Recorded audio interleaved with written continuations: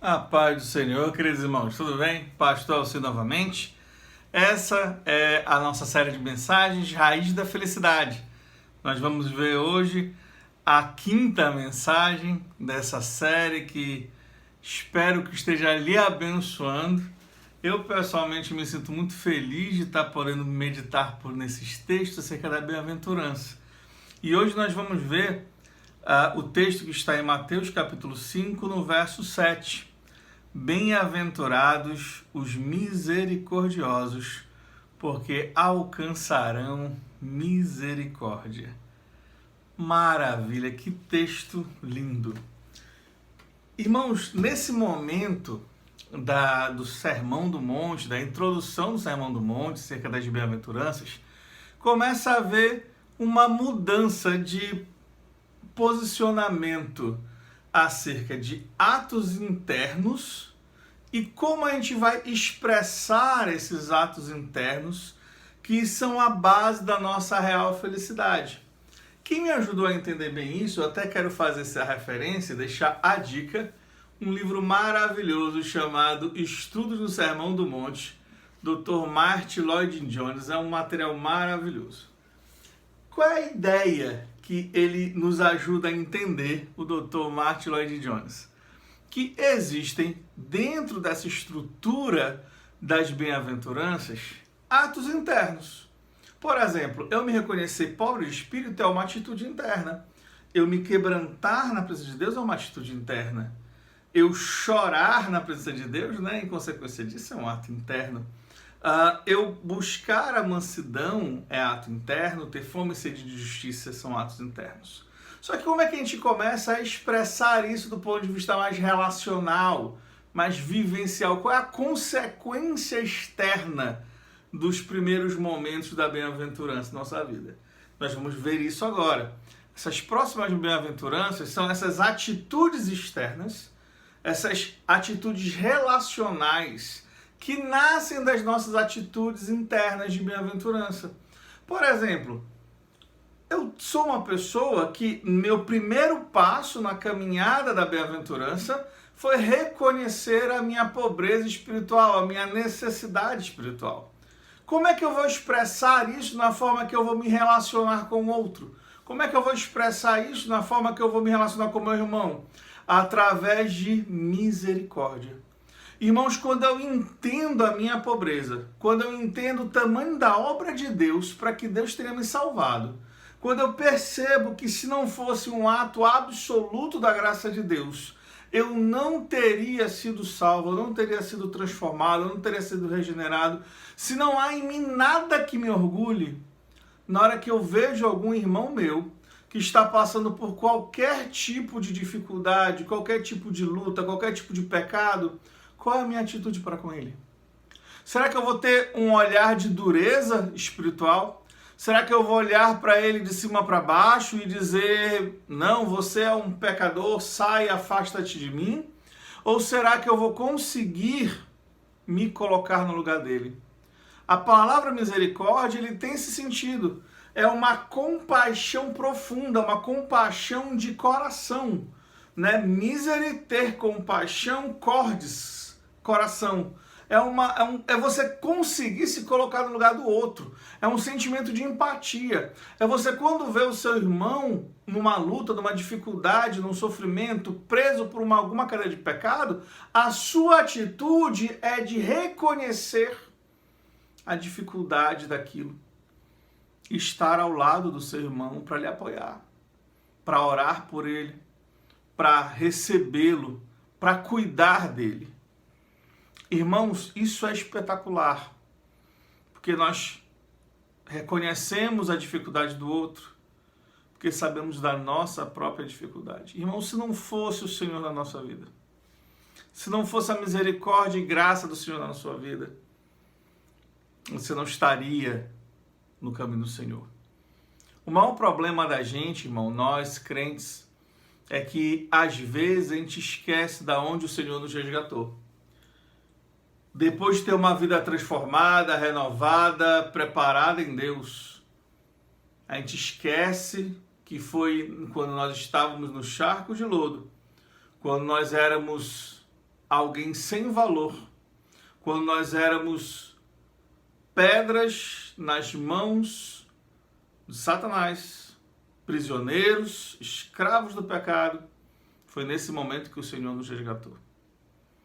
Com o passar do tempo, a gente já com a vida toda organizada, a vida ajustada, a gente pode incorrer o risco de deixar de lado a nossa pobreza espiritual e começar a gerar um orgulho, uma vaidade espiritual que não condiz com o Evangelho. A gente precisa aprender a exercer misericórdia, sentir a dor do outro, ter a empatia. Um texto simples e direto da Escritura está em Romanos 12, verso 15. Alegrai-vos com os que se alegram e chorai com os que choram. Quando eu vejo meu irmão chorando e não vem lágrimas aos meus olhos, talvez eu tenha um grande problema na minha fé. Quando eu vejo a alegria do meu irmão e eu não me alegro como se fosse uma alegria minha, talvez tenha um grande problema na minha fé. Eu preciso ter a capacidade de me colocar no lugar do outro, sentir a dor do outro, interceder pelo outro, orar pelo outro. A falta de misericórdia, irmãos, infelizmente, muitas vezes demonstra falta de conversão. Porque quando eu não consigo exercer misericórdia, talvez eu tenha me esquecido da graça do Senhor. Talvez eu tenha me esquecido da obra de Deus na minha vida. Talvez eu tenha me autoiludido. E hoje eu acho que eu vá para o céu pelas minhas próprias pernas, pelos meus próprios méritos. É fundamental. Eu preciso entender que todos nós temos lutas diferentes. Que talvez a luta contra o pecado do meu irmão seja diferente do que a minha luta contra o meu pecado. Mas o pecado jaz à porta e cumpre a nós dominá-lo. Nós precisamos viver na brecha, caminhar no caminho estreito, batalhar contra o pecado que jaz em nós, fortalecer-nos diariamente no Santo Espírito para não sucumbirmos às tentações. A luta do meu irmão pode ser outra. Talvez eu não seja tentado naquilo que ele é, mas eu tenho minhas tentações, eu tenho minhas lutas e eu tenho minhas carências que só o Senhor pode suprir. A luta pode ser diferente, mas cada um tem uma. E todos nós precisamos compartilhar, cuidar e amar uns dos outros, exercendo essa misericórdia com o outro.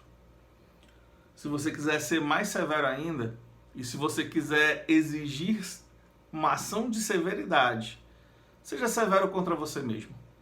Mortifique o seu próprio corpo, reduza a sua natureza o máximo que você puder, a sua natureza pecadora, fortaleça-se no espírito o máximo que você puder. Mas quando você encarar o outro, a luta do outro, você encara a luta do outro com misericórdia, que é o que a Bíblia nos orienta. Eu vou ler um texto que eu acho incrível para ilustrar isso. 2 aos Coríntios, capítulo 1, verso 3 em diante. Bendito seja o Deus e Pai do nosso Senhor Jesus Cristo. Olha que apresentação linda. O Pai de misericórdias e de toda consolação. Nosso Deus é Pai de misericórdias e de toda consolação. O nosso Deus, isso é extraordinário.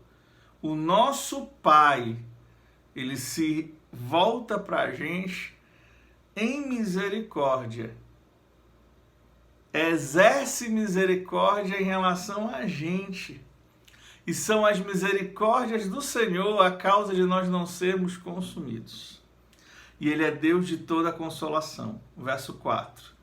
É Ele que nos conforta em toda a nossa tribulação, para nós podermos consolar os que estiverem em qualquer angústia, com a consolação com que nós mesmos somos contemplados por Deus. Olha só que coisa tremenda. Deus exerce misericórdia na nossa vida.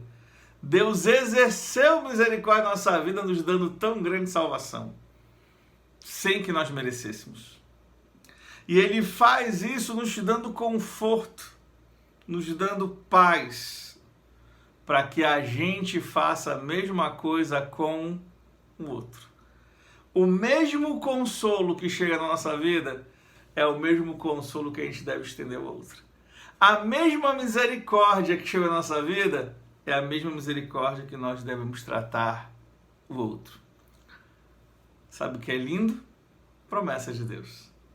Diz o texto sagrado: todos aqueles que exercem a misericórdia alcançam misericórdia. Eu não sei como é que você gostaria que o Senhor lhe tratasse. Eu sei como o meu Senhor, eu preciso que Ele me trate. Eu preciso que o meu Senhor me trate com misericórdia, com paciência, com longanimidade. Porque eu sei como eu sou carente dele. E a forma que eu tenho de receber essa promessa grandiosa de receber a misericórdia do meu Pai, que é Pai de misericórdia, é eu olhando com olhar de misericórdia aqueles que precisam. Bem-aventurados misericordiosos, porque alcançarão misericórdia. Se essa mensagem lhe abençoou, compartilhe com mais pessoas, acompanhe essa série de mensagens e espero que você encontre cada vez mais a raiz da felicidade, encontrando esse consolo, essa misericórdia e essa paz plena que nós temos quando nós estamos o nosso Senhor Jesus nos tratando com a misericórdia que nós não merecemos, mas que pela graça Ele derrama na nossa vida. Muito obrigado, um abraço grande.